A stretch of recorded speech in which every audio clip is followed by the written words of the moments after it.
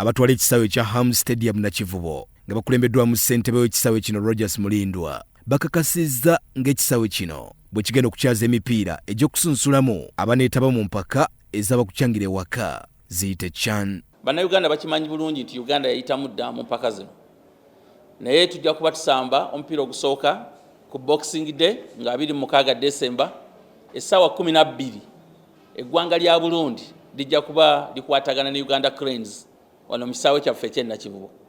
Mulindwa agamba ekibiina ekitwala omupiira ku lukalu lwa Africa CAF ne FUFA be bakkiriza ekisa kino n'okukyaza empaka eza Sekafa ow'abaana abatabali wansi w'emyaka 17 nga CAF yakkirizaamu abawagizi 7 bokka.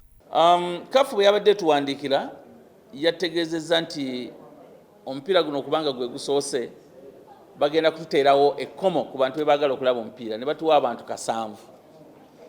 Era naffe tugenda kubeera beesigwa ekyenkanidde awo okulaba nti abantu 7 be bayingira mu kisaawe okulaba omupiira. N'ekyo tiketi zino nga ziteekeddwa ku katale, twagala okusaba bannayuganda nti banguwe okuzigula bajje balaba omupiira, kubanga emipiira gino giri ebiri, ogwa 26 n'ogwa 29. Burundi yesooka okukyaza Uganda, Uganda eryoka ekyaza Burundi.